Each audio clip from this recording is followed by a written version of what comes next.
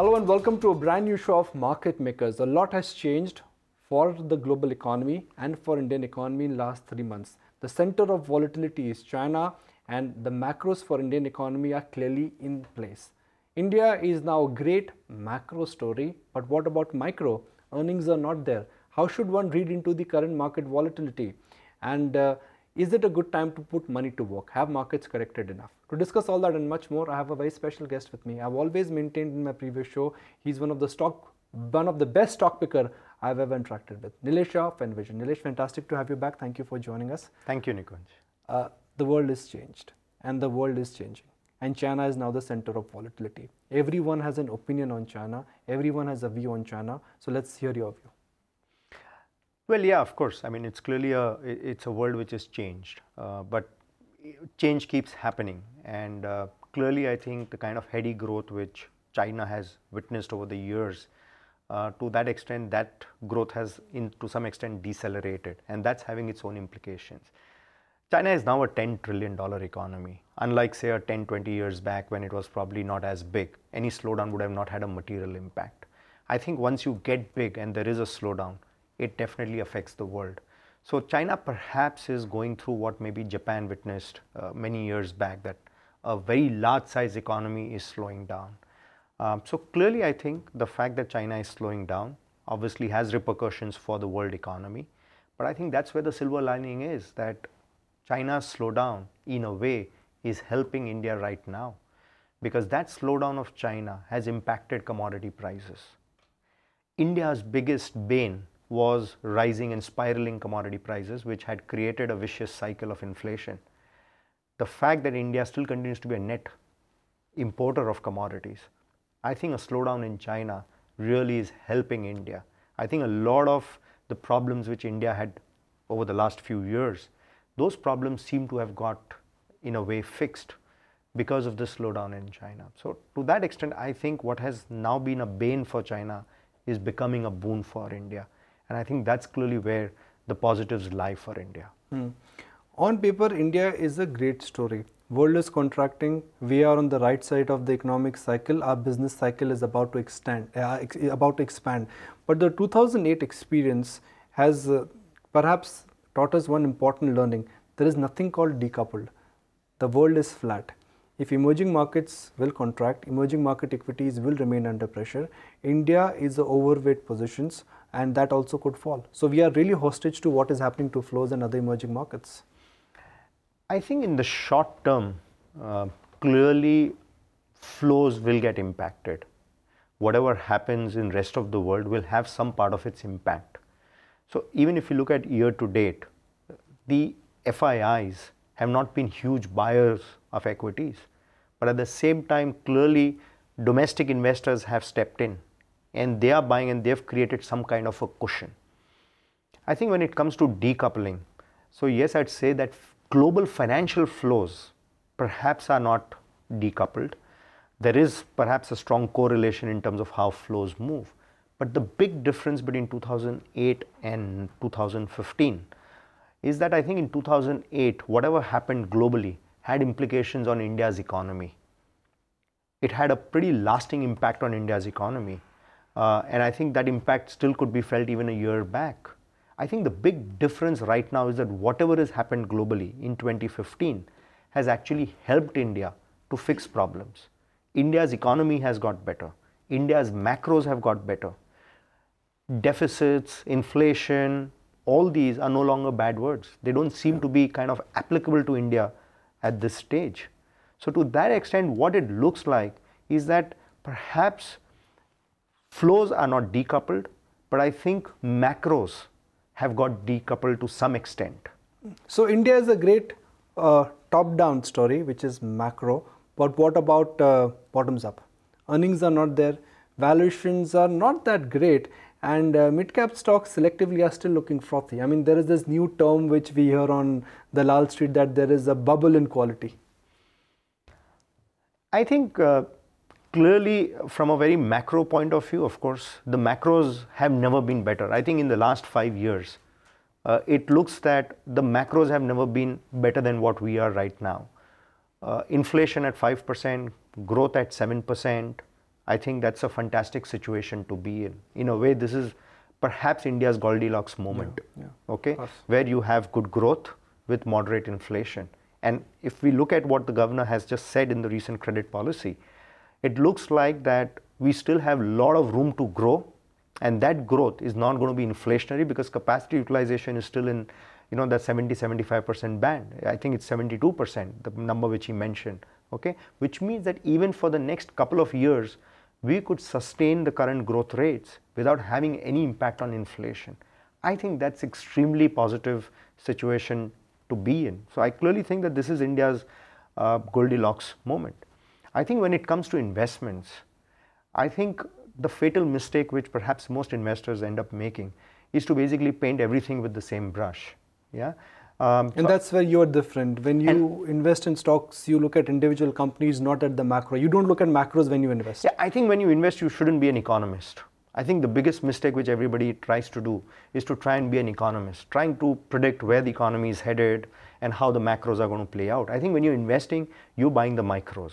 And I think that's where you have to look at the merits of each individual company and see if it's available at a reasonable price. It may not be available to you at the lowest possible price. It may not be a dream price for you to invest. But even if it's a reasonable price to invest in, and if you think that this is something which could kind of, you know, create wealth over the long term, I think that's clearly the place to be in. That's really the approach to adopt. Of course, it's important to have the economic backdrop that again, that what is the environment in which individual companies are operating in.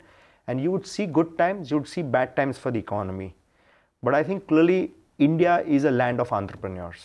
Companies are run by entrepreneurs. Companies are not run by economists or bureaucrats or politicians. It's run by entrepreneurs.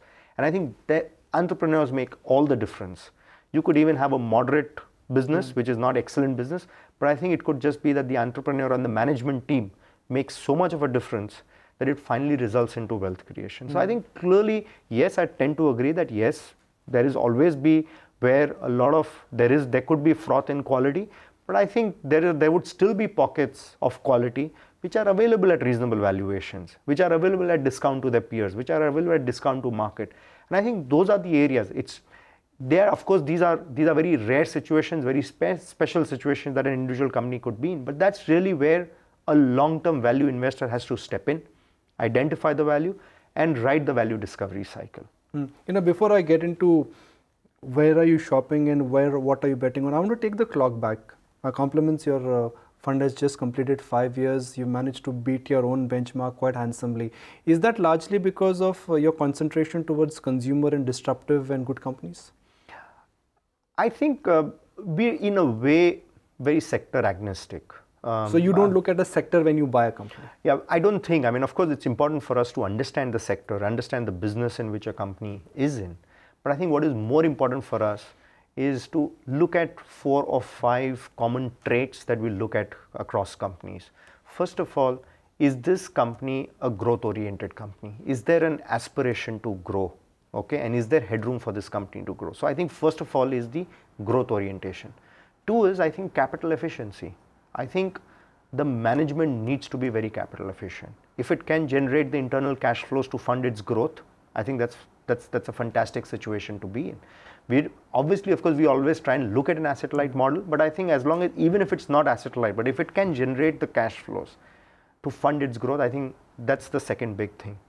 So irrespective of whether a company is a cyclical business or a secular growth business, you know, whether it's rate sensitive, yeah, I mean, these are adjectives which one can keep using, but the net bottom line is this a very capital efficient company? And I think if there is growth leads to better margins lead to cash flow generation, which it can invest in its business. So for us, growth and capital efficiency are 2 very big parameters which we look at. And third, is there any differentiation which this company has? Give me an example. So for example, I think the way we look at some of the companies that we've owned, and I think even, for example, a company that we currently own, I think it's in a not so favorite sector, like say real estate, and we own Colte Patil. You own a real estate stock? Yeah, we own a real estate stock. Horrible allocations. So in a way, I think we clearly are taking a very contrarian view at this stage. We think that the sector looks good for the next 5 years. I think the sector's had all the kind of problems that you could dream of, imagine, think, contemplate over the last many years. There. So there is stress at a very macro level. If I were to kind of, valuations would be attractive. But that makes valuation very attractive. Okay. But I think when things get difficult, how is a company's strategy? What is the company's response mechanism? Yeah. I think that, and clearly in a business like that, the biggest strength of a company is its balance sheet. Okay, if you do not have significant leverage, yeah, if you have certain processes to follow, if you try and adopt the best practices, I think that itself is a very winning combination. So for example, if you look at this company, unlike most real estate guys who would basically take bookings the moment they acquire a land, or even when they're in the process of acquiring a land, but then cannot live up to their commitments in terms of delivery, versus here is a company which says, I would start bookings only when I receive approvals, and preferably I'd start booking when I'm at least coming to a plinth level, which means then I can meet timelines. I can delight my customer, okay?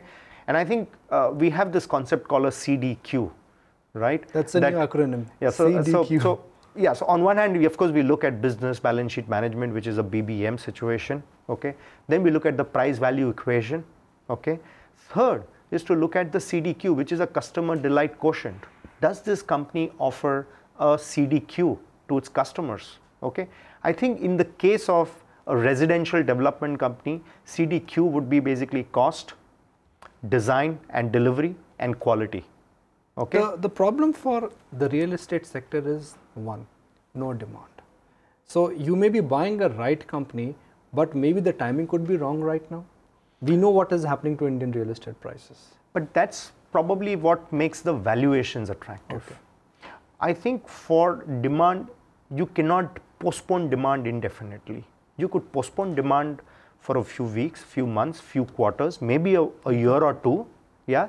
But finally, I think every Indian household aspires to own a home and own a house which is better and bigger. And that's clearly what also creates the demand, that if you look at the average Indian household, he's moving up the value chain. And India has millions of middle income households. And that's clearly where you need to identify the sweet spot of an individual company. I'll move on to one more sector which we've discussed in the past, and you've always liked niche consumer names. Consumer is slowing down. Let's be real about it. I understand that the India romance is still consumer, but A, consumer is slowing down, B, consumer companies are expensive. What's your take about some of these niche consumption names? I'd probably think that consumer staples in general are expensive. So just for the benefit of our viewers, when you say consumer staples, FMCG names. Yes, so the FMCG names. So companies making soaps, shampoos, personal care, cosmetics. I think that whole segment, I think, is very expensive. Okay. Number one. Number two, I think it's also getting competitive. Yeah, I think a lot of growth for some of these consumer names, consumer staple companies, is coming from their presence outside India. So, for example, Latin America, Africa are essentially new growth. For this consumer, growing in India, but growing more outside India. Exactly. So, Marico, Pidilite, I think these are a lot of these companies which are basically witnessing this kind of growth. So, a lot of the alpha in their growth is coming in from, even geographies outside of India. But I probably think that consumer discretionary is at a sweet spot. Because rates are coming down? Rates are coming down. A lot of them are importing. The cost of those imports are coming down. Yeah. Not too many new players have got into this segment. Growth over the last 2, 3, 4 years has not been heady growth. Yeah. But what it looks like is that I think over the next few years, as the economy picks up, okay, you'd clearly see growth coming back for this sector. And I think that per se could be a sweet spot. And some of the medium-term drivers for this could be that, first of all, if you really look at over the last 2, 3 years, savers were actually not saving because real rates were negative. Yeah, inflation was 11%, you were getting 8%, you were actually paying 3% every year. Okay? Now it's the other way around. Now it's the other way around, that you're still getting 8%, but inflation is 5%. So you have a 3% saving which a saver is making. So, and this will basically bunch up. So that's one. So buy autos, is that the first port of call? I think there's lots to buy and pick from. So yes, autos could be one important segment one could you don't own autos. Look at. We don't own. But what we own is a discretionary consumer name which is called Mahindra Holidays. I mean, to us, of course, real estate itself is a consumer discretionary. So yes, if you have a real estate developer who is basically building residences and quality homes for middle income households, to us, of course, that's consumer discretionary. The second is, for example, we own a company called Mahindra Holidays. Yeah, the last 2-3 years have not been particularly good for the sector or for the company from a demand point of view. So at peak, they were probably adding 20-25,000 new members every year. That number perhaps has come down to about 10 to 15,000 members a year. But is there potential to have more members? I think yes.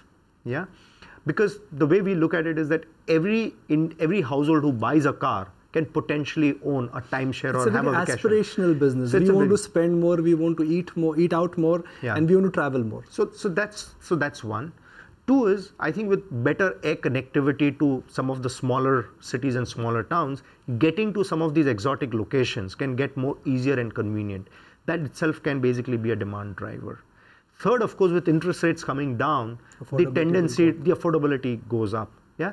And fourth, I think this is probably one of the best ways to discover India. I mean, we all basically go out for vacations and all of that, but we never think so much of those vacations which are of 4 to 5 days duration. And if you just kind of be a member here, you probably kind of can then discover India. So I think there are many drivers here. And then, of course, the pedigree. I mean, you becoming a member for 20 years. There are very, very few people whom you can trust for 20 years. Okay. So I think the pedigree is great.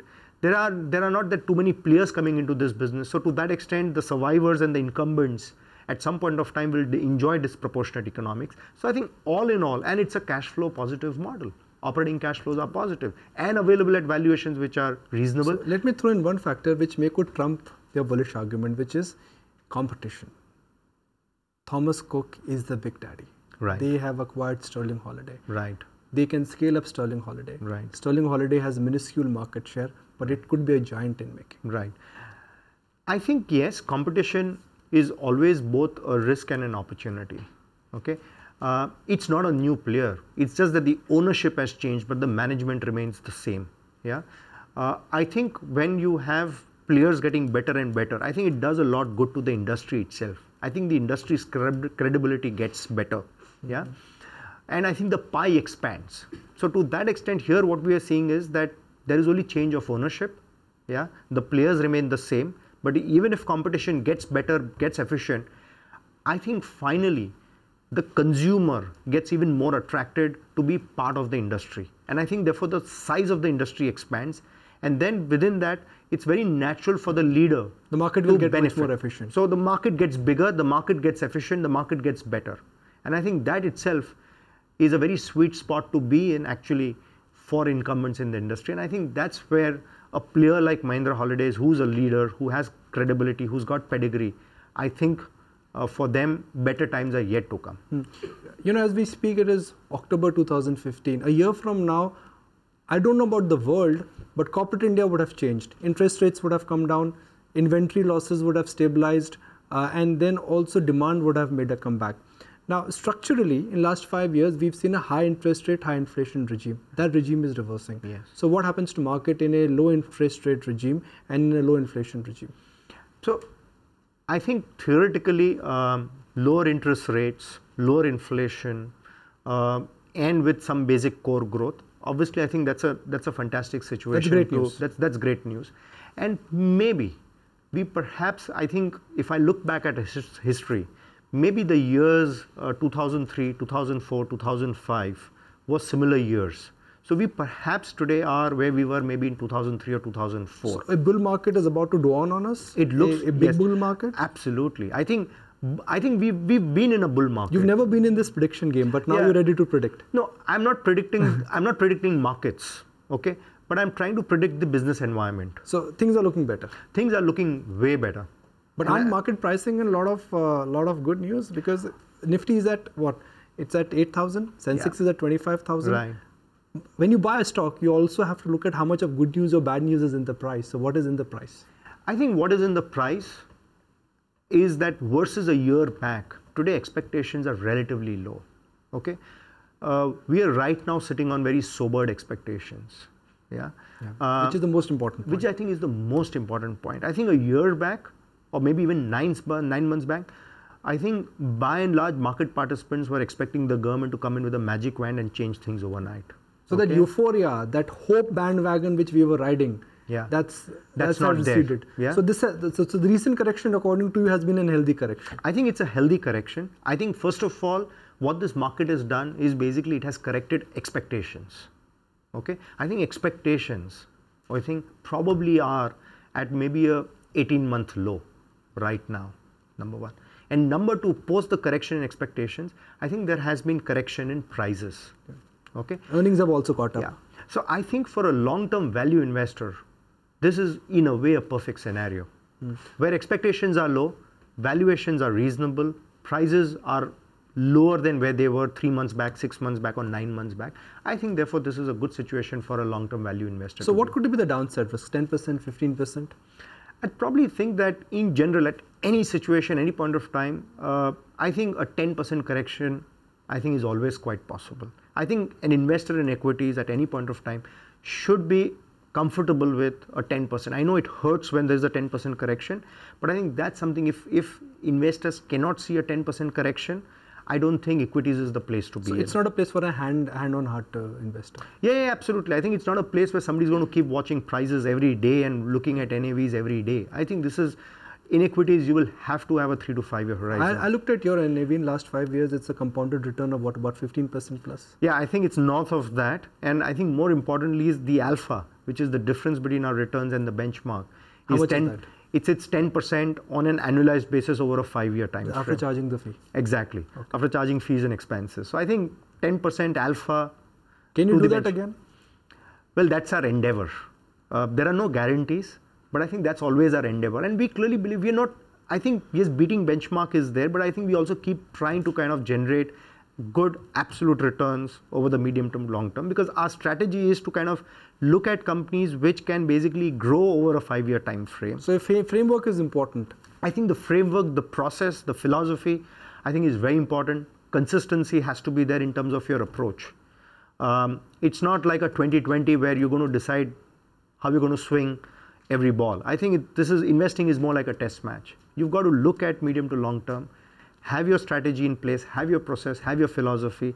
I think the outcomes are likely to be favorable. You know, it's always wonderful interacting with you because I always get to learn. So I'm going to just move the scope of our discussion to one more group which you've identified, and our viewers I'm sure have benefited because of that. IT and mid-cap IT, Tata Elxsi, Persistent, they've been multi-baggers for you. What happens there now? I think both these companies, I think the genesis of our investment thesis were that both these companies are doing something very differentiated. Yeah. One was a very early mover in the SMAC space. The other was a company which was delivering technology-led design services. Animation and high-end. Exactly. Product design and things of that kind.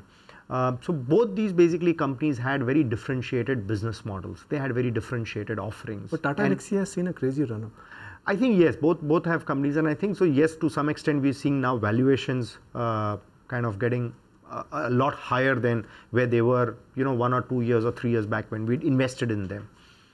But I think there's probably still headroom for growth for these companies. In both these, I still think they have headroom for growth. I still think they continue to basically offer a differentiated service to their customers. So they can be part of a long haul portfolio. Absolutely. And when I say long haul, 3 to 5 years. I still think so. Of course, nobody knows tomorrow if as of today. But as of today, I still think we continue to own them. Yeah. You could want to kind of trim positions if valuations get expensive. So that's a tactical call, and it's also a call. It's probably part of your exit strategy as well. What was your last So at some point of time, you have to harvest and things of that What was your last acquisition? I think the last acquisition that we've been adding is IDFC. Are you excited about that IDFC will become a bank? I think we're excited that it will become a bank. So to that extent, a bank is a far more stable platform versus just being a standalone NBFC or an infrastructure institution. I think a bank helps you to be more universal in terms of your offerings.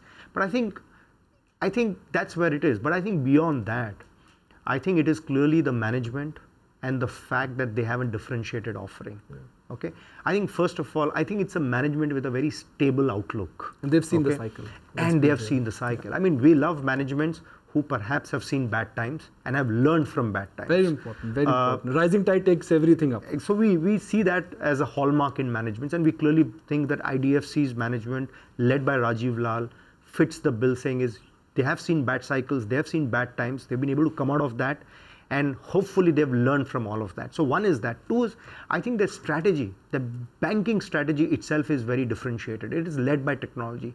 And I think their focus and their obsession with costs, I think the most important thing which they're targeting, saying is our costs are going to be 30% less than the least cost player in this industry.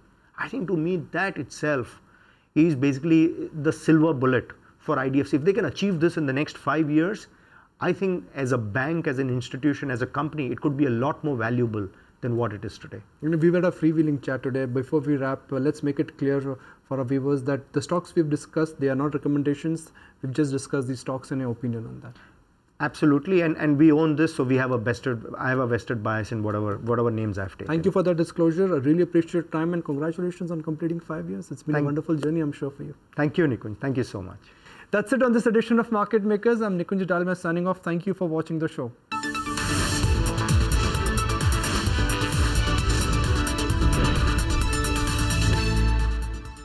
Find us on Facebook at facebook.com/ETNow and don't forget to click the like button. You can also follow us on Twitter at ETNowLive. To stay updated with all our programming, hit the subscribe button on our YouTube channel by logging on to youtube.com/user/ETNow.